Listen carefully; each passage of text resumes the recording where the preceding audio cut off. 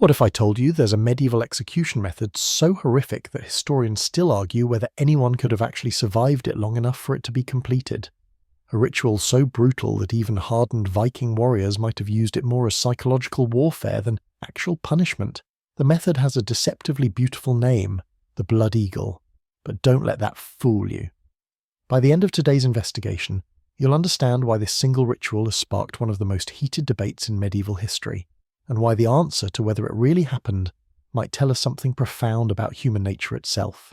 Let me know in the comments where you're watching from.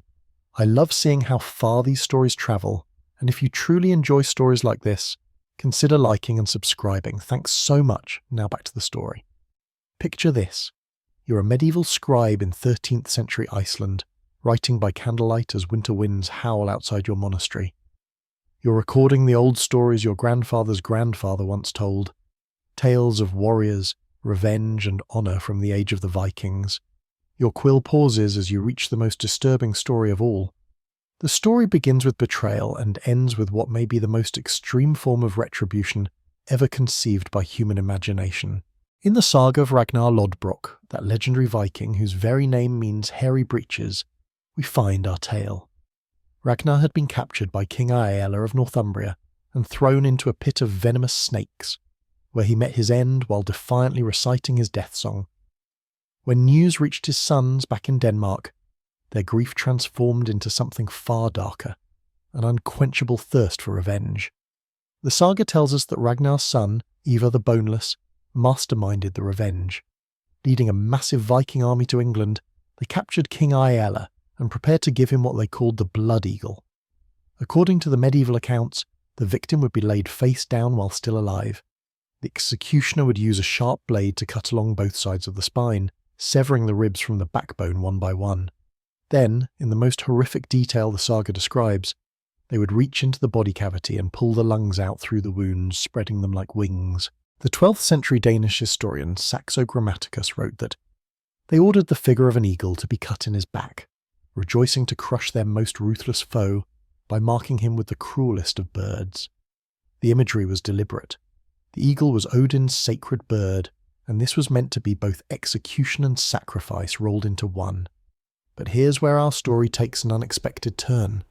The sagas claim this ritual served multiple purposes beyond simple revenge. It was supposedly a way to honour Odin, the All-Father, who was often depicted with ravens and eagles. Some medieval sources suggest the victim's suffering was believed to ensure their enemy would find no peace in the afterlife. The ritual's name itself reveals its symbolic meaning. In Old Norse it was called Blodorn, literally blood eagle. The eagle represented divine justice, while the blood represented the ultimate price of betrayal. Other accounts from the sagas mention the blood eagle being performed on different victims. King Edmund of East Anglia allegedly suffered this fate at the hands of other Viking raiders. The ritual appears in various Icelandic sagas, and even in some skaldic poetry, where warriors boasted about spreading the eagle's wings on their enemies' backs. The medieval sources describe it not as random cruelty, but as the ultimate expression of Viking concepts of honour and retribution. In their worldview, some crimes demanded punishment that would be remembered for generations. The Blood Eagle wasn't just about ending a life, it was about making a statement that would echo through the halls of time. These accounts paint a picture of a ritual that was both deeply personal and publicly spectacular. The sagas suggest it was reserved for the most hated enemies, particularly those who had violated sacred bonds of trust or killed someone beloved. But as we've seen these dramatic medieval accounts unfold, you might be wondering the same thing that has puzzled historians for centuries. Could any of this actually be true? The descriptions are so vivid, so detailed, and so consistently mentioned across different sources that they seem almost too specific to be pure fiction. Yet they're also so extreme that they challenge our understanding of what humans are capable of doing to each other, even in the brutal Viking age. Here's where our investigation really begins. Because while these medieval writers were certainly capable of dramatic storytelling, they were also recording what they believed to be historical events. The question that has sparked decades of scholarly debate is whether they were documenting history, or creating the most convincing historical fiction ever written. Next, we're going to examine the evidence, and you might be surprised by what modern historians have discovered when they put these ancient accounts under the microscope of contemporary scholarship. So we've heard the legend, but now comes the detective work. When historians examine the blood eagle, they face the same challenge as a detective arriving at a crime scene centuries after the fact, with no witnesses, no forensic evidence, and only conflicting testimonies written by people who weren't even there. The first red flag that scholars noticed? No contemporary accounts of the rite exist, and the scant references in the sagas are several hundred years removed from when these events supposedly happened. Think about that for a moment. We're talking about stories that were passed down orally for generations before anyone bothered to write them down. Here's where it gets interesting. The Vikings themselves kept no written records during their raids and conquests. They listed their achievements only in spoken poetry and sagas that were first written down centuries later, often by Christian monks who had their own reasons for portraying Vikings as savage pagans. Dr. Robin Tarrant and her colleagues recently conducted the first anatomical study of the blood eagle, and what they discovered adds another layer to our mystery. The research suggests the ritual would have been challenging to execute but wasn't physically impossible. But that doesn't mean it actually happened. The evidence problem breaks down into several fascinating pieces. There are no archaeological findings, such as skeletons with distinctive damage to the ribs and spine, to suggest that this form of execution was actually used. You'd think that if this ritual were performed regularly, we'd find at least some physical evidence. The blood eagle would leave very specific, unmistakable marks on human remains, yet despite extensive excavations of Viking-age burial sites, not a single skeleton has been found with these telltale signs. When historians examine the 9 known written accounts of the blood eagle, they find some troubling inconsistencies. The sources are often vague, referencing legendary figures of dubious veracity or mixing up accepted historical chronology. It's like trying to solve a murder case where all your witnesses are telling different versions of events that happened decades before they were born. Consider this. The most detailed accounts come from Icelandic sagas written in the 12th and 13th centuries, describing events that supposedly occurred in the 9th and 10th centuries. That's like someone today writing a detailed account of the American Civil War, based solely on family stories passed down through generations, without any official records, photographs, or surviving witnesses. Here's where the plot thickens. In the 9 known written accounts of the blood eagle ritual, the people who ordered the torture and their victims were men of elevated social status, and most of them were royal. This isn't some common execution method. According to the sagas, it was reserved for the most high-profile victims. This raises an intriguing question. If the blood eagle was real, why don't we have more accounts? High-profile executions typically generate lots of documentation and witnesses. The fact that we only have 9 accounts, all written centuries later, suggests either extreme rarity or possible fiction. Some historians argue that Christian scribes had a clear motivation to exaggerate Viking brutality. By the time these sagas were being written down, Christianity was spreading throughout Scandinavia, and portraying the pagan past as savage served both religious and political purposes. Think about it. What better way to justify Christian conversion than by painting the old ways as horrifically brutal? The blood eagle becomes not just an execution method, but a symbol of everything civilization needed to leave behind. Here's where our investigation takes another unexpected turn. Some scholars believe the entire blood eagle might be based on a misunderstanding of skaldic poetry, the complex metaphor-heavy verse that Vikings used to describe battles and victories. Ancient Norse poetry was incredibly sophisticated, full of kennings, compound metaphors that described things indirectly. When a skald said someone fed the eagle or reddened the raven, they weren't necessarily describing literal bird feeding, but rather the aftermath of battle where carrion birds would feast. Could the blood eagle be one massive mistranslation? Some linguists argue that what later Christian scribes interpreted as a literal ritual might have originally been a poetic description of ordinary death in battle. But just when historians thought they had the blood eagle dismissed as medieval fiction, modern science stepped in.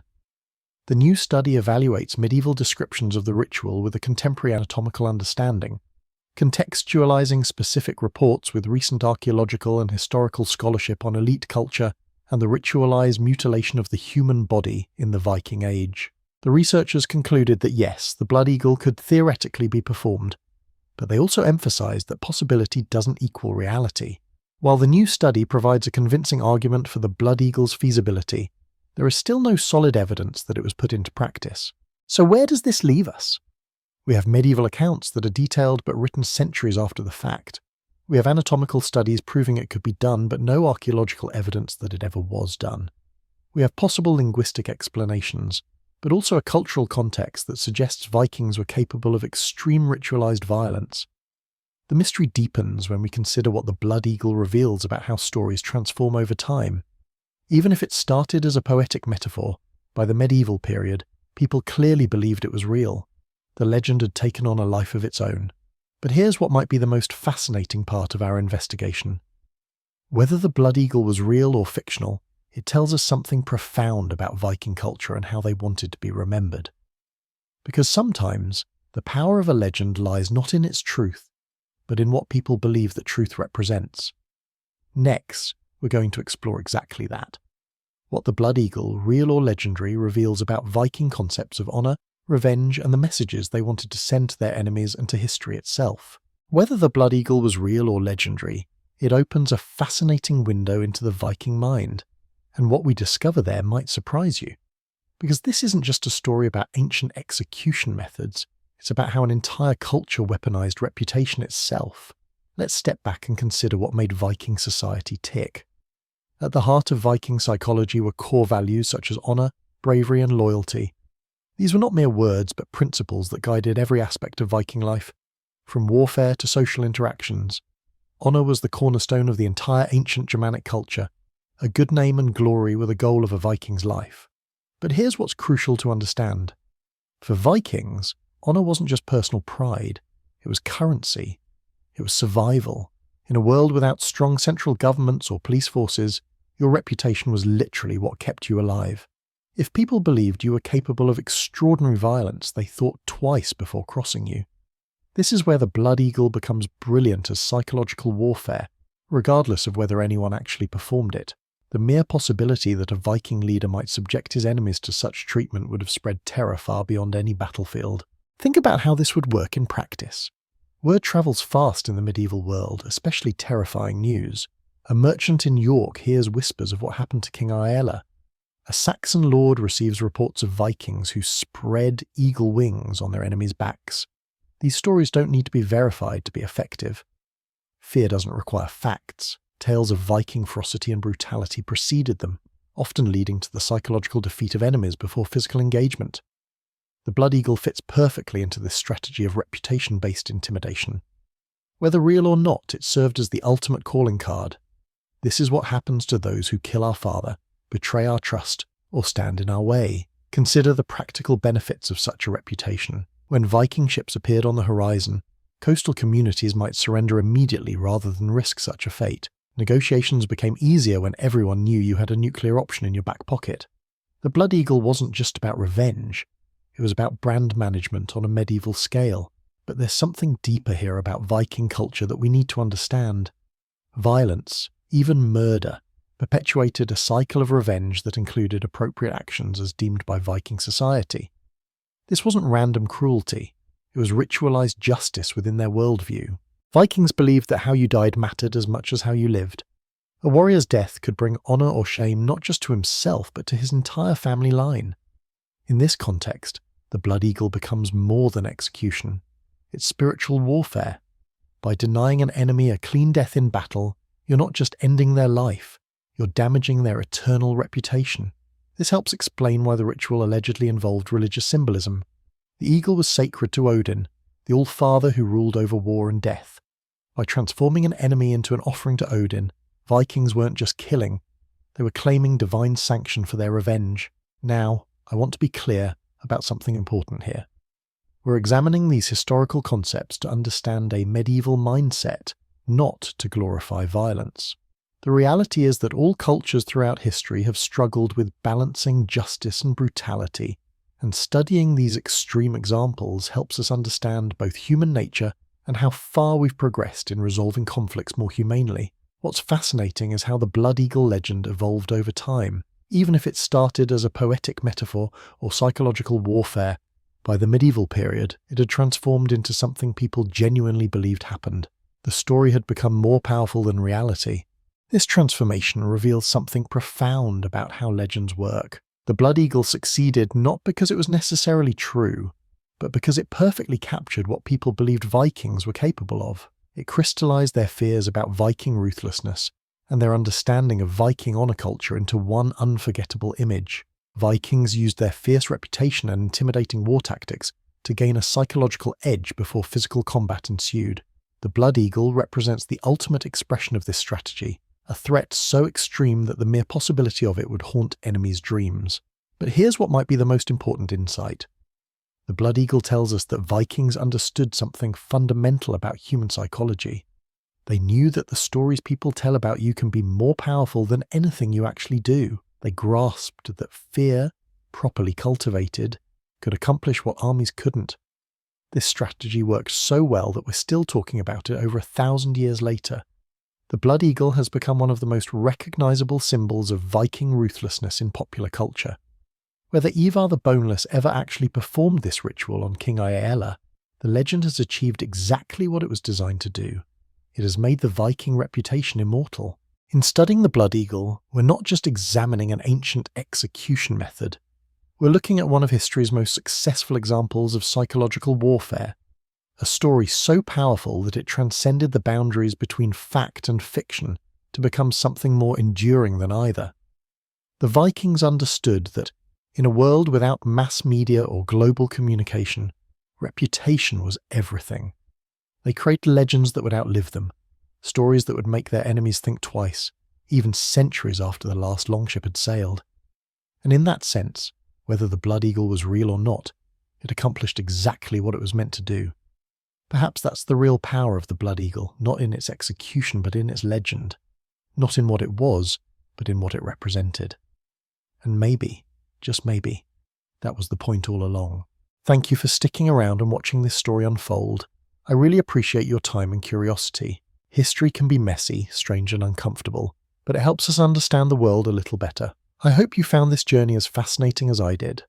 Until next time, take care and stay curious.